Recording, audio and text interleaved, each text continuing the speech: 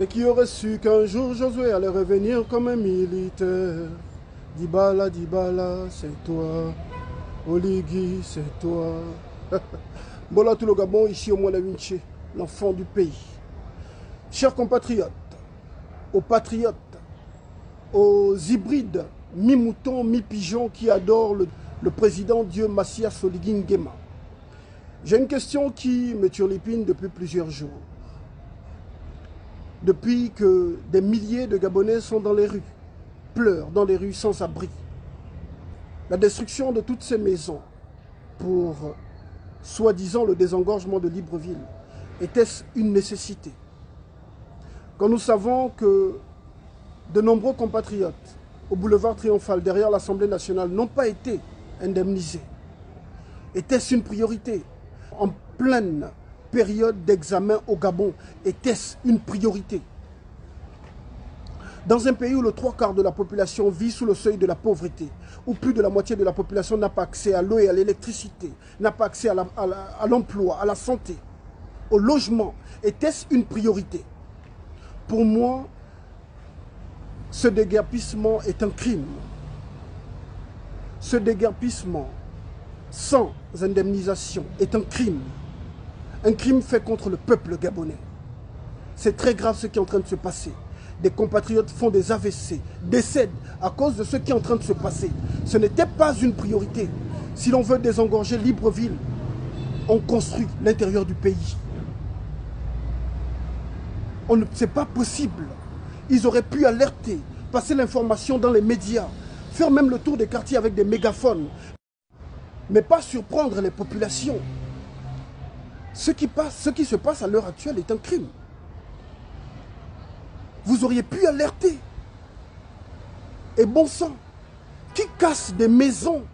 Qui casse des maisons en période d'examen? Quand les enfants sont en plein examen, on vient détruire des maisons. Même vous, les soutiens d'Oligui, à un moment donné, parce que je vois les moqueries sur les réseaux sociaux, parce que les Gabonais ne s'aiment pas. À un moment donné, vous ne vous dites pas, mais monsieur le président, c'est vrai, on veut développer le pays, on veut le développement.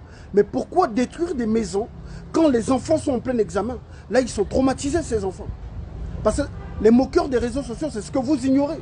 C'est ce que vous oubliez. Dans ces maisons-là, il y avait des enfants à bas âge, des nouveau-nés, des nourrissons. Ça, c'est ce que vous oubliez. Nous avons des compatriotes qui se retrouvent sans abri, qui n'ont pas été dédommagés. Les agents des services spéciaux, avec leurs faux comptes, et les moutons, les Kounabélis sur les réseaux sociaux, répandent la fausse information selon laquelle tous les compatriotes ont été dédommagés, ce qui est un mensonge. Et je trouve ça inhumain. Je suis même gentil, c'est diabolique que de répandre de telles fausses informations. Et aussi, nous avons conscience des difficultés auxquelles font face les Gabonais pour obtenir des titres fonciers à l'ANUTTC. Titres fonciers ou pas, les Gabonais doivent être dédommagés parce qu'ils sont dans leur pays. C'est leur pays. Oligui Nguema, tu vas payer pour ce que tu es en train de faire. Tu vas payer pour cet acte.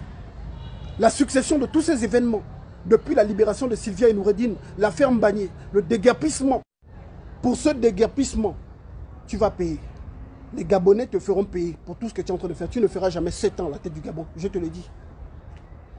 Tu vas payer pour tout ce que tu es en train de faire, pour tout le mal que tu es en train de causer aux Gabonais. Et aux Gabonais, vous allez ouvrir les yeux. Je vous le dis depuis des années, ce que vous ne comprenez pas par nos mots, vous le comprendrez par vos mots. À bon entendeur, salut, c'était Mwana Vinci, l'enfant du pays.